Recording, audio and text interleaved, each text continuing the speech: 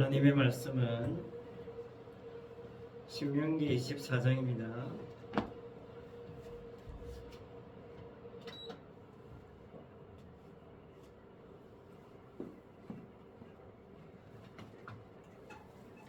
신명기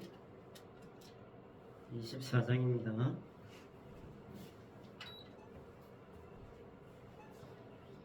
신명기 24장 5절로 7절입니다. 우리 말씀을 다같이 함께 읽겠습니다. 시작. 사람이 새로이 아내를 맞이하였으면 그를 군대로 내보내지 말 것이요 아무 직무도 그에게 맡기지 말 것이며 그는 1년 동안 한가하게 집에 있으면서 그가 맞이한 아내를 즐겁게 할지니라. 사람이 맷돌이나 그 윗짝을 전당 잡지 말지니 이는 그 생명을 전당 잡음이니라. 사람이 자기 형제 곧 이스라엘 자손 중 한 사람을 유인하여 종으로 삼거나 한 것이 발견되면 그 유인한 자를 죽일지니 이같이 하여 너희 중에서 악을 제할지니라. 아멘. 오늘 가난한 자라는 말씀의 제목으로 은혜를 나누고자 합니다.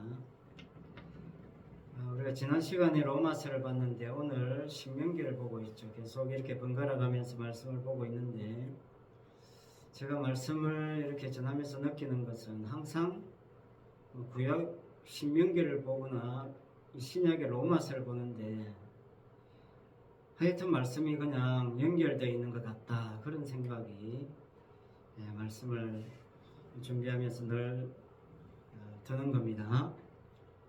로마서 3장 20절에서 분명히 말씀하셨죠. 율법으로는 죄를 깨달음이니라. 율법의 행위로 하나님 앞에 의롭다함을 얻을 육체가 없다는 점을 로마서 3장에서 얼마나 강조하고 있는지 이루 말할 수 없음에도 불구하고, 그럼에도 불구하고 많은 사람들이 율법적 사고방식에서 못 벗어나고 있다라는 것도 이게 부인하지 못할 현실이라는 겁니다. 다른 말로 하면요, 사람들이 선악적 사고체계에서 못 벗어나더라, 그런 뜻입니다. 이걸 다른 말로 하면 사람들이 자기가 행한 것에서 못 벗어나더라, 그런 뜻입니다. 그래서 지난 시간에 강조한 것은 덮친다는 겁니다. 그냥 하나님이 일방적으로 덮쳐버리는 거죠.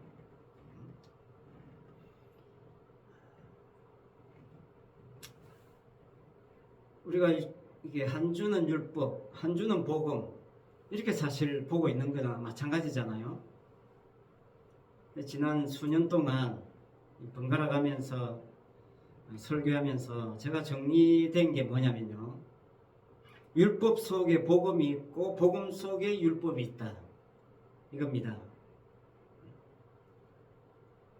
그러니까 율법 속에 있는 복음은 율법을 성취하고 복음 속에 있는 율법은 복음을 드러내더라. 이게 성경입니다.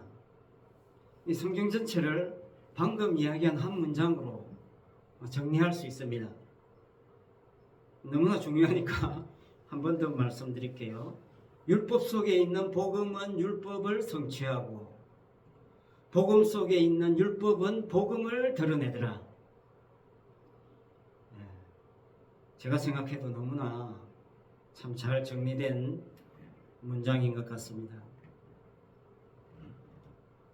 다시 말하자면 이미 율법이 내 속에 들어와서 나를 주장하고 있고, 또 복음이 들어와서 그 율법의 요구를 온전히 이루고 성취함으로 해서 내 속에 하나님의 의가 장착된다는 거예요. 그러니까 이게 무슨 말이냐면, 그러니까 네가 뭔가 지킨 게 없다는 그런 뜻입니다. 다시 말하자면 내가 뭔가 지킨 게 있다면 내가 지킨 게 아니라는 뜻이에요. 그게 복음이고 성경 이야기입니다. 주일날 교회 와서 예배 드리는 것을 주일 성수다 이런 개념으로 받아들이게 되면 율법이 돼버려요. 아, 내가 주일 성수했다. 그렇게 되면 그게 자기 공로가 돼버립니다. 공로라는 것은요, 공로로 끝나는 게 아니라 반드시 그 공로에 해당하는 보상을 기대하게 돼 있어요. 그렇다면, 그렇게 되면 상대방 쪽에서 진짜 공로에 합당한 보상을 받아야 되는 쪽이 피해를 입게 되는 겁니다. 훼손당하게 되는 거예요.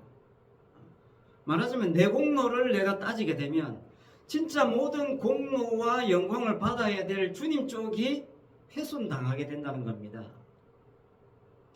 그걸 누가 원하느냐? 그걸 사탄이 원하는 거거든요. 사탄이 목적하는 바의 본질이 뭐냐면요, 모든 영광을 하나님께 돌아가야 되는데 그걸 조금이라도 내게 돌아오도록 끄집어 땡기겠다는 겁니다. 그게 사탄의 계략이에요. 조금이라도 내가 더 많이 차지하겠다고 발버둥 치는 게 사탄입니다. 왜 하나님만 모든 영광을 받으셔야 돼? 나에게도 좀 나눠달라. 이게 사탄이거든요. 그걸 위해서 인간을 이용하는 겁니다. 그걸 위해서, 그 목적을 위해서 인간 속에 사탄이 선악체계를 심어놨다라는 거죠. 다시 정리하면요, 하나님이 율법 주신 뜻이 뭐냐면 하나님의 영광 말고 네가 네 영광을 따로 챙길 필요가 없다, 그 취지로 주신 게 율법이에요. 하나님이 인간에게 율법을 주신 것은, 야, 너는 네 영광 따로 챙길 필요가 없는 게, 그게 진짜 복이라는 거예요. 그래서 그 율법을 따라가 보니까 뭐가 나오더라? 율법 따라가 보니까 결국 십자가가 나오는 겁니다. 그게 갈라디아서 3장 24절 말씀이에요. 율법이 우리를 그리스도에게로 인도하는 초등교사가 되어 우리로 하여금 믿음으로 말미암아 의롭다함을 얻게 하려 함이라. 이렇게 정리하고 있습니다. 율법이 우리를 예수님께로 인도하는 초등교사란 말입니다. 그러니까 율법을 잘 지켰다는 것은, 정말로 율법을 잘 지켰다면 예수님께 가야 되는 거죠. 그런데 율법을 받은 유대인들은 뭡니까? 주님께 가지 않았던 거죠. 오히려 주님을 죽여버린 겁니다.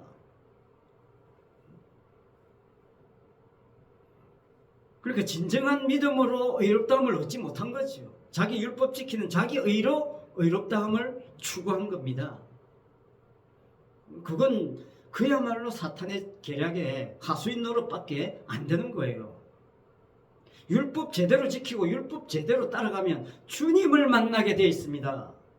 주님을 만나야 돼요. 십자가 앞에 서게 되는 겁니다. 그 율법의 기능을 몰랐던 거죠. 오히려 그 율법 가지고 이제 자기 영광 챙기려고 한 거예요. 유대인들은 철저하게 사단에게 이용당한 겁니다. 여러분, 내가 내 영광 따로 챙기지 않아도 된다는 게 이게 얼마나 좋습니까? 얼마나 자유하냐 말이죠. 이게 참 평안 아닙니까? 내가 내 영광을 조금이라도 더 많이 챙겨야 돼. 얼마나 힘듭니까 그게. 오늘 본문은 뭐냐면 율법의 기타 규정들 중에 하나예요. 그러니까 율법 자체가 발생시킨 여러 가지 조항들 중에 포함되는 것들입니다. 그 핵심이 뭐냐면, 오늘 말씀의 핵심이 뭐냐면 가난입니다. 가난과 관련되어 있어요. 6절에 보면 빚진 자가 발생했다는 걸 알 수 있죠. 빚진다는 것은 가난하다는 뜻입니다. 빚을 얻어야 먹고 살 수 있다는 것은 가난하다는 거죠. 그런데 그 가난한 자의 맷돌까지 너 왜 빚 안 갚아? 하고 전당 잡았다는 거예요. 그러면 안 된다는 이야기 하고 있는 겁니다. 전당 잡는다는 건 담보로 삼았다는 거죠. 내가 돈을 빌려줄 테니 이거 담보로 내가 가져가겠다. 그런 거잖아요. 빚 대신 맷돌이나 그 윗짝을 담보로 잡지 말라.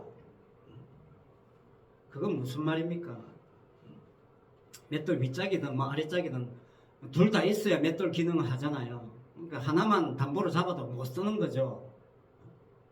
그 당시에 가난한 집안의 맷돌은 정말 최소한의 생계 수단입니다.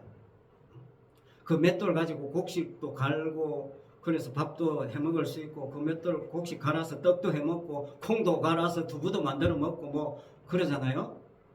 다양한 요리를 할 수 있는 도구가 맷돌입니다. 필수품이에요. 고대에. 요즘 같으면 주방에 있는 뭐 가전제품들 말하는 거예요. 주방에 있는 모든 가전제품들. 주방에 가전제품들 없으면 요리 못 해 먹잖아요. 냉장고, 뭐 전자레인지, 가스레인지, 뭐 오븐, 뭐 그런 거 다 포함되는 겁니다. 그게 맷돌이에요.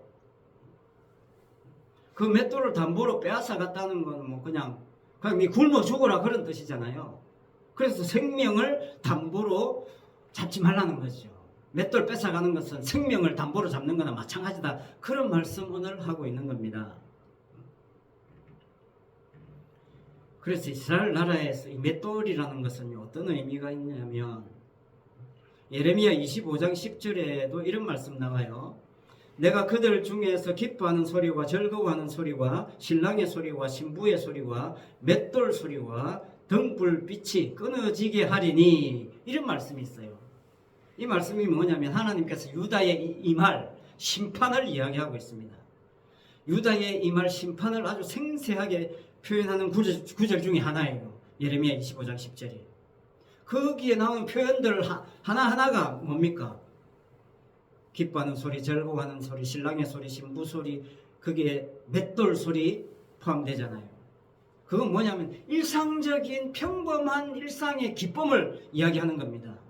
일상적인 삶의 행복, 소소한 일상의 삶의 행복들, 그것들을 표현한 거죠. 그 유다의 임할 심판은 그것들이 싹 하나님께서 끊어지게 하겠다, 그런 뜻으로 표현한 겁니다. 그러니까 맷돌을 담보로 삼는다는 것은 음식을 만들 수 없기 때문에 평범한 일상의 삶이 깨지는 겁니다. 평범한 일상의 삶을 빼앗는 거예요. 맷돌을 담보로 삼았다는 것은 그 사람의 모든 평범한 일상의 행복을 다 뺏어가는 것과 마찬가지예요. 그리고 7절에 보면 사람이 자기 형제 곧 이스라엘 자손 중에 한 사람을 유인하여 종으로 삼거나 판 것이 발견되면 그 유인한 자를 죽이라, 이런 말씀이 있죠. 유인했다 뭡니까? 유기하고 납치했다는 거잖아요. 그래서 노예로 팔아먹거나 유인한 자를 팔아먹는다면 죽이라는 거죠. 그게 악을 제하는 행위가 된다는 겁니다. 그래서 오늘 본문의 그 5절, 6절, 7절 말씀의 공통적인 의미가 뭐냐면 한마디로 이런 겁니다. 내가 살기 위해서 남의 가정에 피해를 줘서는 안 된다. 이게 장착되어 있는 겁니다. 이 말씀 속에. 다시 말하면 하나님께서 가난한 자를 이스라엘에게 만들어 놓고 가난한 자에게는 먹고 살 수 있는 범위 정도 안에서 그 사람이 적어도 굶어 죽지는 않을 그 정도 수준에서 빚독촉을 해라, 그런 뜻이죠. 만약에 빌려준 사람도 나도 빌려준 돈을 받아야 먹고 살 수 있는 형편이라 할지라도 그 빚진 자의 자식을 데려다가 종으로 삼거나 파는 그런 것은 안 된다는 뜻이에요. 자, 율법 속에 이러한 가난과 관련된 추가적인 규정을 왜 주시는가? 정답부터 말씀드리겠습니다. 이미 정답을 제가 앞에서 이야기했어요. 그건 뭡니까? 율법은 그리스도께로 인도한다는 거잖아요. 그러니까 예수님과 관련되어 있기 때문에 모든 규정이, 율법의 세세한 모든 규정들이 주님과 관련되어 있기 때문에 그렇습니다. 더 정확하게 말씀드리면 예수님이 진짜 가난하신 분이기 때문에 그래요. 실제로 예수님은 이 세상에서 가난하게 사셨습니다. 예수님 부자로 안 사셨어요. 머리 둘 곳 없을 정도로 가난하게 사셨습니다. 실제로도 가난하게 사셨고, 실제로 가난하게 사신 것뿐만 아니라 예수님의 삶 자체가 가난입니다. 오늘 말씀은 그래서 그러면 진짜 그냥 이 세상에서 가난하게 살아야 되느냐, 그런 뜻 아닙니다. 또 가난을 미화시키는 거 아닙니다. 주님께서도 가난한 자로 이 땅에 사셨다는 것을 그냥 물질적인 가난 자체로만 이해하면 안 됩니다. 주님께서 이 땅에서 가난하게 사셨으니까 우리도 가난하게 살아야 한다거나, 가난한 자를 도와주고 구제하는 것이 교회의 할 일의 전부인 양 또 생각하면 안 되는 거예요. 그렇게 생각하는 대표적인 교회가 가톨릭이죠. 여러분, 주님의 가난함은 가난을 위한 가난이 아닙니다. 주님의 가난함은 물질적인 가난함에서 벗어나는 것을 추구하는 가난이 아닙니다. 이 땅에서 가난한 사람들이 보여주는 한계가 뭐냐면요, 본인이 가난하면서도 가난한 사람을 핍박해요. 제가 직장생활을 해보니까 을에 대해서 더 갑질할 가능성이 농후합니다. 자신이 어리면서도 을을 핍박함으로 해서 나름 갑이 되고 싶은 거죠. 모든 인간의 욕망입니다. 이게 잠언 28장에서 이야기한 거예요. 잠언 28장 3절 보니까 가난한 자를 학대하는 가난한 자가 나와요. 가난한 자를 학대하는 가난한 자는 곡식을 남기지 아니하는 포구 같다, 그런 말씀을 했습니다. 그러니까 가난한 사람이 가난한 사람을 더 학대할 가능성이 많다는 거예요. 곡식을 남기지 않은 포구 같다는 비유가 얼마나 심합니까? 10가지 재앙에서 메뚜기가 확 곡식을 다 휩쓸어 간 것처럼 그만큼 위력이 크다는 거예요.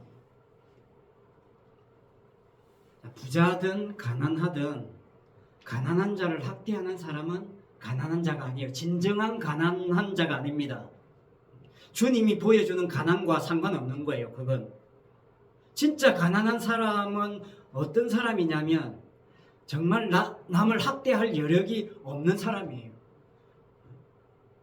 내가 아무리 가난해도 남을 무시하거나 학대하지 않는 사람이 진짜 가난한 사람이에요. 쉽게 말하면 이런 거예요.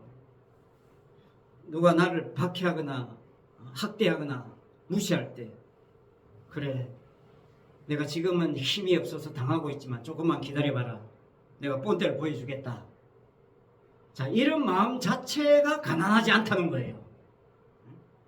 가난한 자 아니라는 겁니다. 주님의 가난과 상관없다는 거예요. 내가 언제는 부자가 되어야지, 그건 가난이 아닙니다. 오히려 가난을 무시하는 거예요.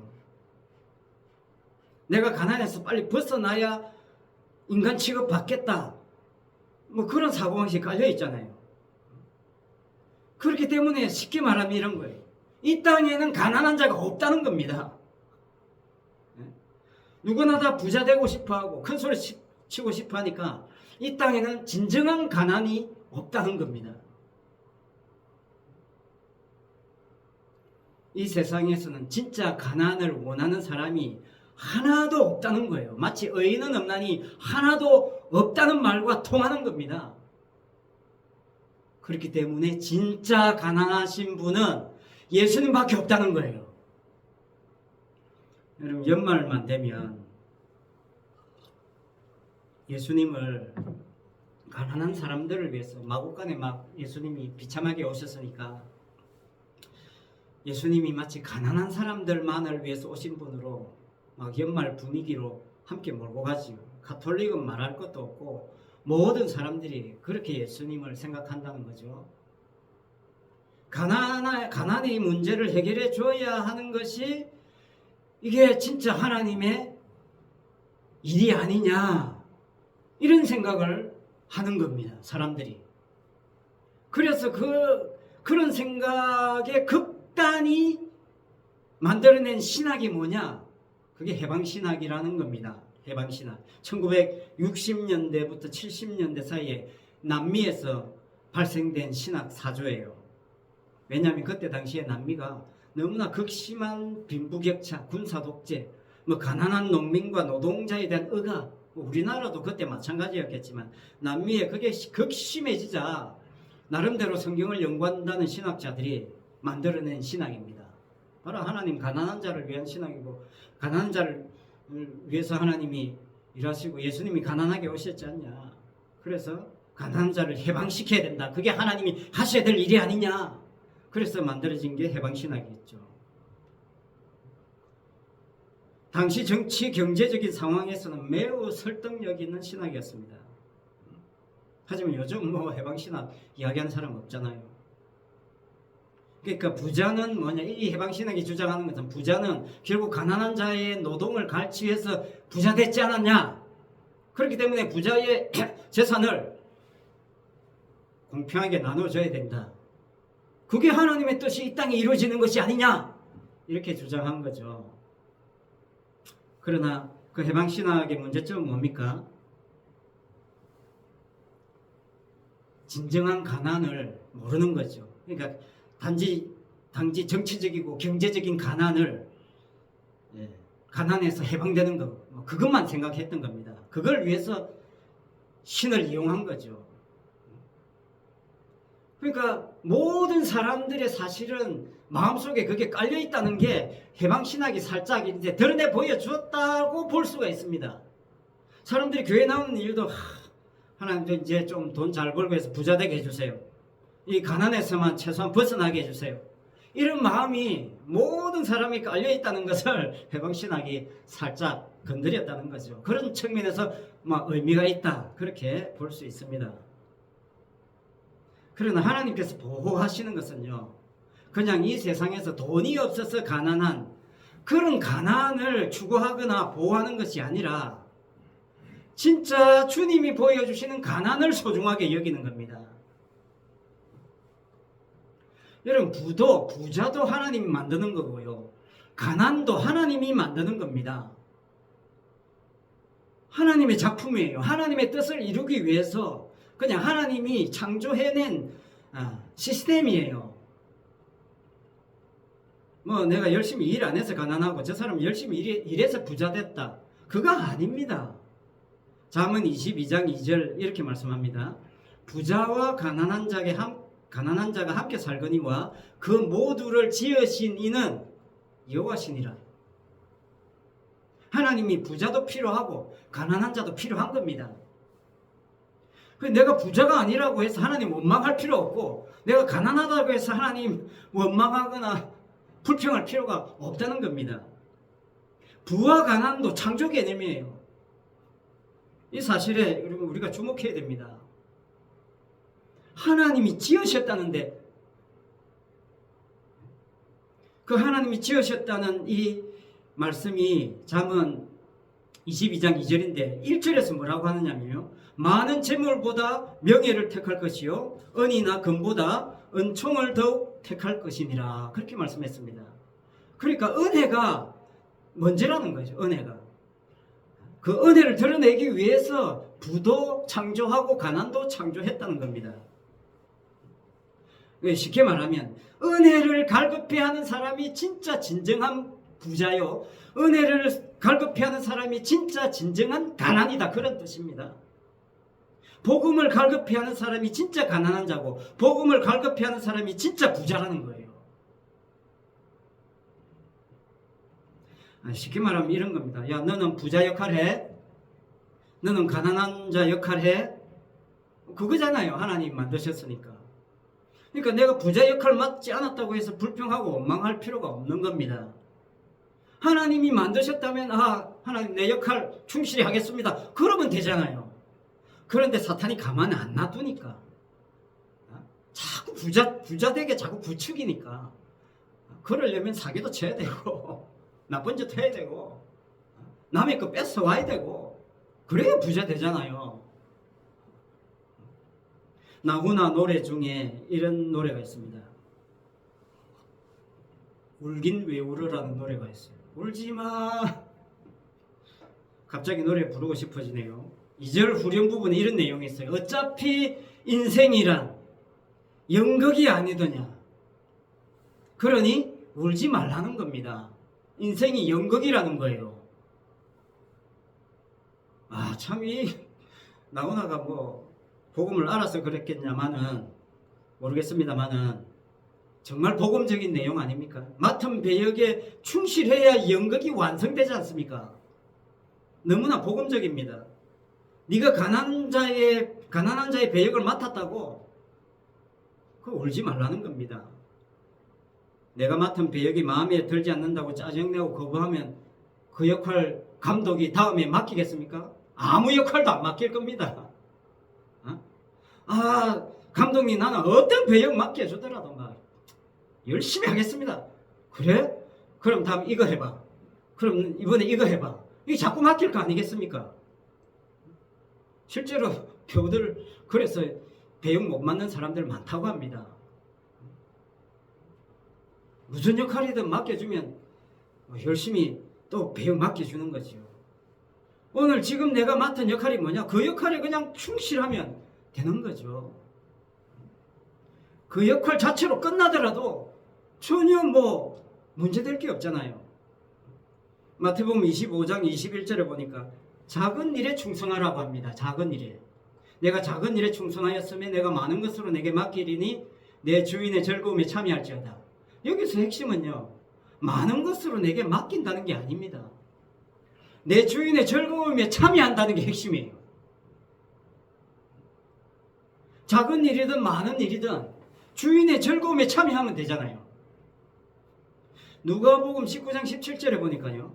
내가 지극히 작은 것에 충성하였으니 열국을 권세를 차지하라 하고 그렇게 말씀하고 있습니다.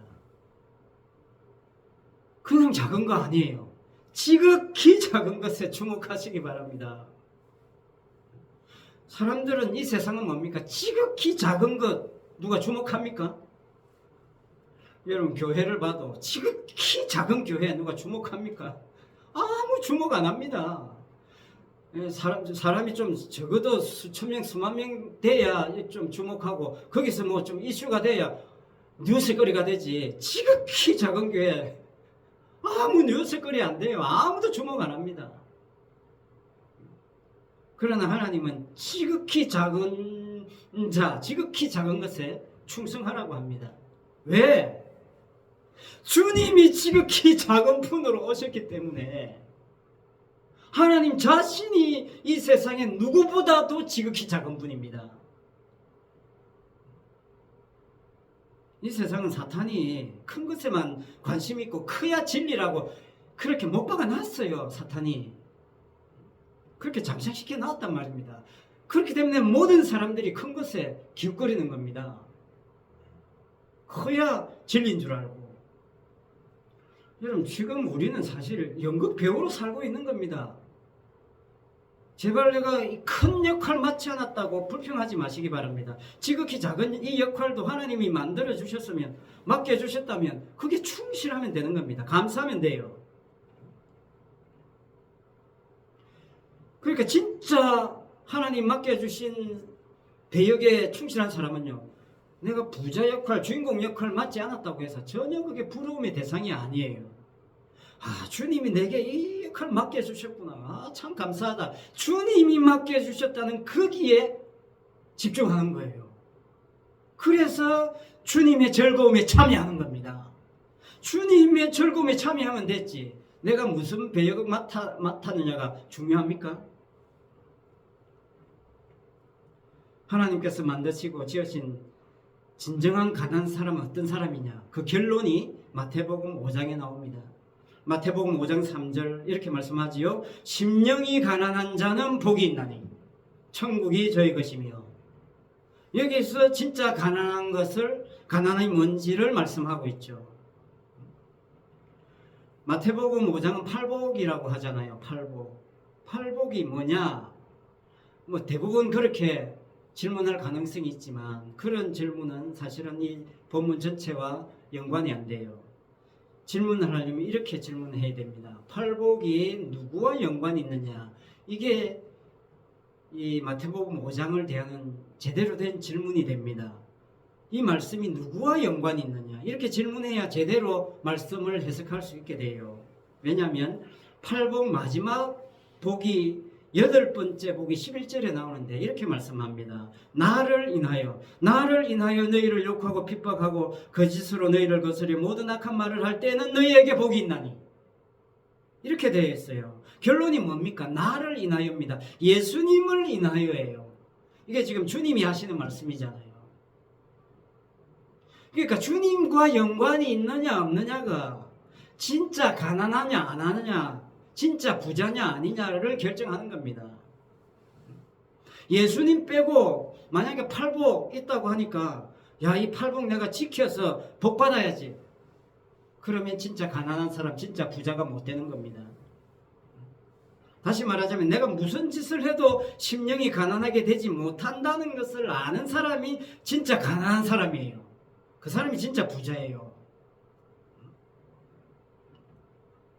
오늘 본문에 나오는 이 신명기에 나오는 가난한 사람, 진짜 하나님이 보호하고 싶은 가난한 사람, 그분은 예수님밖에 없다는 걸 이미 이 신명기에 담고 있습니다. 주님은 십자가에 달려 죽으시면서도 뭡니까? 자신을 십자가에 못 박는 이들을 위해서 기도하실 정도로 가난한 거예요. 십자가에서 물과 피를 다 쏟으심으로 하나님 아버지의 뜻을 이루신 그것이 진정한 가난이다, 그런 뜻입니다. 그러니까 여러분, 그 가난하신 주님의 십자가의 피의 능력과 은혜만을 드러내는 배역에 충성된 성도가 정말 하나님이 보호하시는 가난한 성도가 되는 겁니다. 여러분, 지극히 작은 배역에 어떤 배역이든, 배역이 크고 작고가 어디 있겠습니까? 하나님이 만들어주셨는데, 하나님이 지금 나에게 맡겨주신 배역에 충성된 그런 성도의 삶이 되어서 하나님의 은총과 영광을 드러내므로 그 주님의 즐거움에 참여하는 그런 복을 누리는 그런 귀한 성도의 삶이 되시길 바랍니다. 기도하겠습니다. 아버지 하나님, 이 세상은 어떻게 해서든지 커져야 복이고 부자가 되어야 하나님의 복을 받았다고 생각하는 그런 잘못된 사고방식에 자리 잡고 있습니다. 아버지, 교회도 그런 사고에 휩쓸려 갈 가능성이 있사오니 주님께서 우리를 말씀으로 복음으로 철저하게 감고 나시고 덮어주셔서 아버지 하나님, 정말 주님의 그 가난함 안에 주님과 함께함으로 아버지 주님의 그 기쁨과 즐거움을 함께 주님과 누릴 수 있는 그런 우리의 삶이 될 수 있도록 은혜를 베풀어 주시옵소서. 예수님 이름으로 기도합니다. 아멘. 찬송 398장입니다.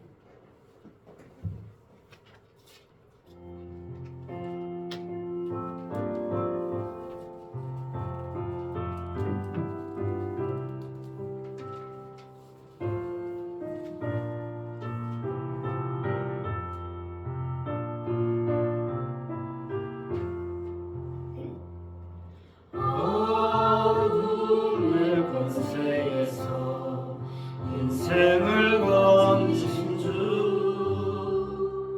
길 잃고 헤매이다 우리의 빛이시라. 영원한 그 나라의 참모습 보이시고 그 얼굴 밝은 광채 우리에게 비추인다. 허무와 고독에서 인생을 건지신 주, 외로운 길 홀로 간 우리의 친구시라.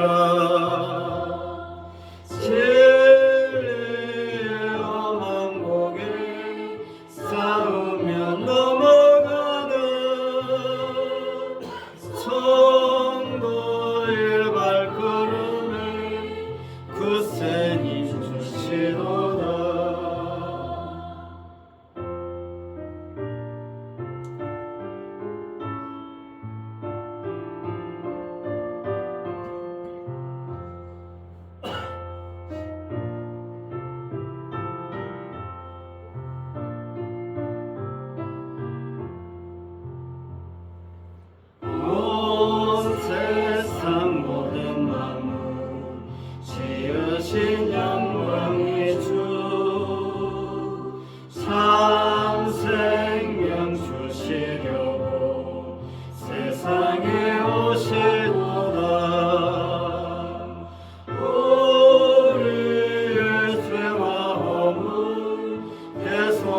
주셨으니 영원한 찬양들이 우리의 주시로다.